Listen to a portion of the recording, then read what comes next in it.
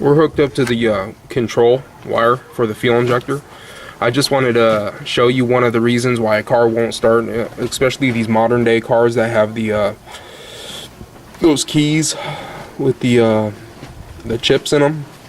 And you may wonder, if you put the wrong key on, or somebody tries breaking in your car and they stick in a screwdriver and they crank it over, it cranks over but it doesn't start. You're wondering what's going on, what's happening. In this particular vehicle, what happens is the computer does not send the signal to the fuel injectors, so therefore there is no fuel, doesn't shoot fuel, car doesn't start without fuel.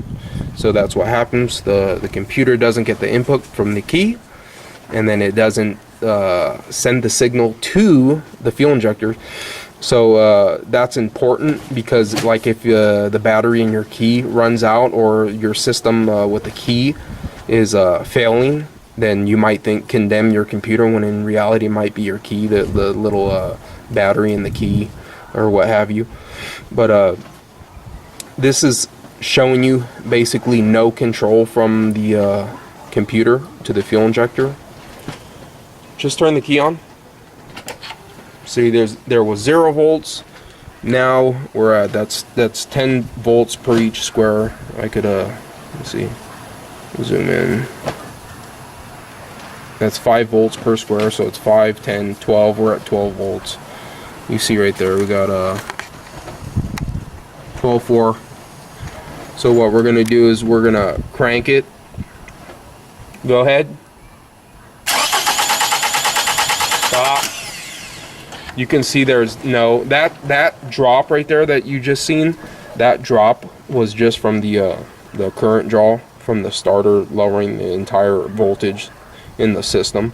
But you could see that there was no control, and you might think that the transistor's not functioning in the computer, not turning your car on, but in reality it's just like the key. The key system's malfunctioning, or the key that you have. Like if you wash one of these keys nowadays, or if you like have it too close to the microwave or anything like that, you leave it out in the sun too long, even I've heard, it'll damage the key. Then you go to start your car, and then you're checking for spark, you're checking for control. And another thing is, on this vehicle, when we did the same thing where we're cranking it over and it doesn't start, you're going to see no injection pulse from the fuel injector control wire. And then what you're going to see is you're going to see only 4 pulses for every 4 cylinders. 1, 2, and 1, 2, 3, 4. Only 4 control pulses, and then once it realizes what's going on, it cuts that off. So the first thing is it cuts off the fuel injection, and then it cuts off the coils so they don't damage themselves. And then so that's one of the variables in a vehicle nowadays that won't start. Don't just go condemning the computer.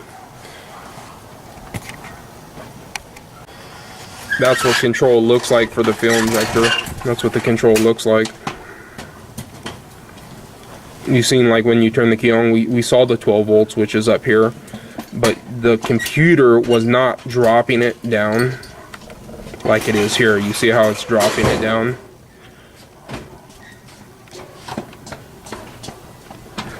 When it gives it the ground, it drops the ground, and it activates the fuel injector. So that's what control looks like. That's what control you want to see. You want to see that in control. What we seen was no control whatsoever. And some people may want to condemn the computer because there is no control, thinking the transistor's not working. But in fact, you can see right here that the computer is controlled. It was choosing not to activate the fuel injectors because of the security system.